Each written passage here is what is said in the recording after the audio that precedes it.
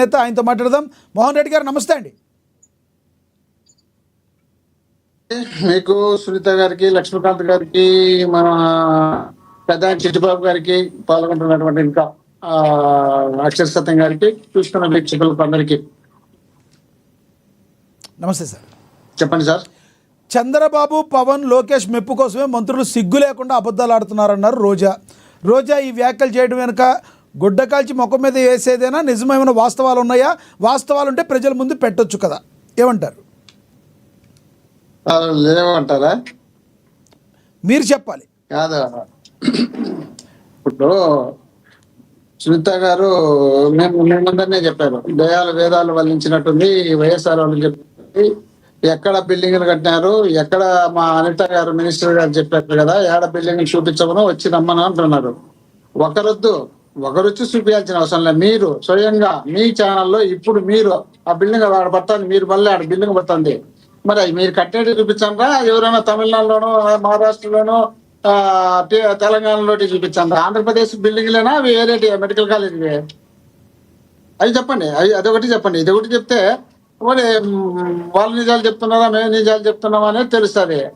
ఇప్పుడు భారతదేశంలో ఏ రాష్ట్రానికి రాని విధంగా ఆంధ్రప్రదేశ్ కు జగన్మోహన్ రెడ్డి గారు ముఖ్యమంత్రి అయిన తర్వాత 17 మెడికల్ కాలేజీలు తెస్తే ఆంధ్రప్రదేశ్ కు సంబంధించినటువంటి విద్యార్థుల కళ నెరవేరుతుంది. ప్రతి ఒక్కడు పుట్టిన తర్వాత ఏమేమి కోరుకుంటారు, డాక్టర్ అవుతావా అంటే డాక్టర్ కావాలనుకునే డాక్టర్ కాలేక డాక్టర్ అయినాను అనే వాళ్ళు 190 మంది ఉంటారు. మరి అలాంటి కళను నెరవేర్చడానికి జగన్మోహన్ రెడ్డి గారు ప్రయత్నం చేసి 5 కాలేజీలు పూర్తి చేసి ఓపెన్ చేసి 2 కాలేజీలు పూర్తిగా అయిపోయిన తర్వాత ఉన్న కాలేజీలన్నీ దగ్గరగా 70%, 60%, 50% చేసిన తర్వాత వాటిని కేవలం అది మనం రాష్ట్ర బడ్జెట్ కన్నా కేంద్ర బడ్జెట్ ఇస్తుంది, నాబార్డు ఇస్తుంది, ఇవన్నీ శాంక్షన్ అయినాయి.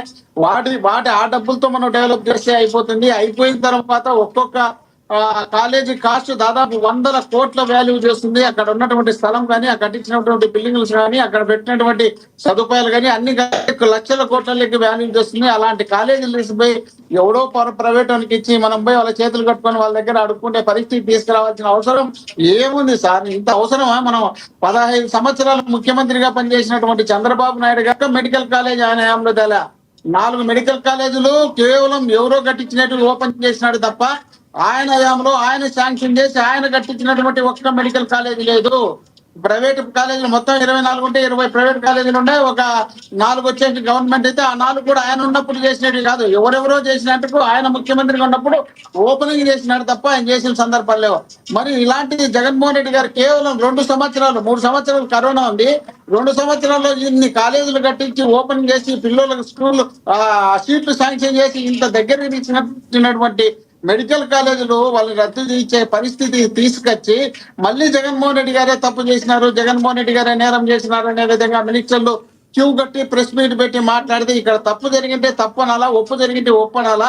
దాన్ని తప్పు ఒప్పు అని కలుపుకుండా అన్ని తప్పే అని చెప్పుకుంటా పోయేదానికి వాళ్ళు రోజా గారు మాట్లాడిన మాటల్లో ఇంకొకటి కూడా ఉంది. పవన్ కళ్యాణ్ గారు ప్రజల సొమ్ములతో అదే రకంగా చంద్రబాబు నాయుడు ఇచ్చిన ప్యాకేజ్తో ఫ్లైట్లో తిరుగుతున్నారన్నారు. దానిలో వాస్తవం ఉందా? ప్రజల డబ్బులతో తిరుగుతున్నారు ఆయన? ఇప్పుడు పవన్ కళ్యాణ్ గారు మాట్లాడితే మీతో పాటు లక్ష్మీకాంత్ గారికి కూడా కోపం వస్తుంది. ఇద్దరికి విపరీతమైన కోపం వస్తుంది. అందులో వాస్తవం ఉందా లేదా అది చెప్పండి. మీరు డ్రమటైజ్ చేయొద్దు దాన్ని. దానిలో వాస్తవం ఉందా లేదా? ప్రజల సొమ్ముతో పవన్ కళ్యాణ్ తిరుగుతున్నారు లేదా అది చెప్పండి. నాకెందుకు కోపం వస్తుంది? ప్రజల సొమ్ముతో ఏ మినిస్టర్ అయినా, ఏ గవర్నమెంట్ అధికారి అయినా ప్రజల సొమ్ముతో వాళ్ళ సొంత సొమ్ముతో ఎవరు తిరగదు, దాంట్లో డౌటే లే. మళ్ళీ గొప్పగా చెప్పుకోవాల్సిన అవసరం లే. ఇంకోటి మరి ఆ విచక్షణ రోజా గారికి లేదంటారా? ప్రజల సొమ్మును దుర్వినియోగం చేసే పరిస్థితి రాకూడదు అనే ఉద్దేశంలో భాగంగానే మా రోజా గారు అన్నారు. రోజా గారు అంటే చాలా తక్కువగా మాట్లాడతారు, చాలా చీప్ గా మాట్లాడతారు, చాలా దిగజార్చి మాట్లాడతారు. అంత దిగజార్చొద్దు. రోజా గారు మేము ఆశామాశం కాదు, ఆయన కూడా సింగిల్ గా సొంతం కష్టపడి సినిమా యాక్టర్ అయిన తర్వాత రాజకీయ నాయకురాలే ఎంతో మంది గెలుచుకుంటా వచ్చి ఆ తర్వాత మినిస్టర్ అయినా ఈ రోజు నిలబడుకోగలిగిందంటే ఫస్ట్ నుంచి ఒకటే మాట మోహన్ రెడ్డి గారు, చంద్రబాబు గారు ప్యాకేజ్ ఇచ్చారని ఎందుకు ప్రజల ముందు అది నిరూపించలేకపోతున్నారు? ప్రజలు ఎందుకు నమ్మలేదు? పవన్ కళ్యాణ్ గారు నిరూపించాల్సిన అవసరం ఏముంది? పవన్ కళ్యాణ్ గారు స్వయంగా ఒక బహిరంగ సభలో బహిరంగ సభలో నేను చంద్రబాబు నాయుడు గారు మాట్లాడిన మాటలు బయట మీడియా వాళ్ళు ఎట్లొచ్చినాయి అని చెప్పినటువంటి సందర్భం మీకు గుర్తు లేదేమో. ఒకసారి మళ్ళీ టైం ఇచ్చి నేను రిపీట్ చేసి చూపించి ఆయన నోట్తో చెప్పినాడు. మేమిద్దరం మాట్లాడితే బయట పేపర్లలో రాసినారు, టీవీలలో వచ్చినాయి. నేను ఏదో ప్యాకేజ్ అడిగినానని, ఇన్ని సీట్లు అడిగినానని, ఇంత ప్యాకేజ్ అడిగినానని, ఇంత అడిగినానని మేమిద్దరం లోపల మాట్లాడితే బయట వచ్చిందని, ఎట్లొచ్చింది అని పవన్ కళ్యాణ్ గారు స్వయంగా చెప్పినారు. దీనికి ఒకవేళ మీకు కోపం రావచ్చు, ఆయన కోపం రావచ్చు, లేక ఆయన అభిమానులకు ఎవరికైనా కోపం రావచ్చునేమో. కానీ ఇది వాస్తవం. ఈ వాస్తవం చెప్తే ఎందుకు అంత కోపం, అంత ఆవేశము?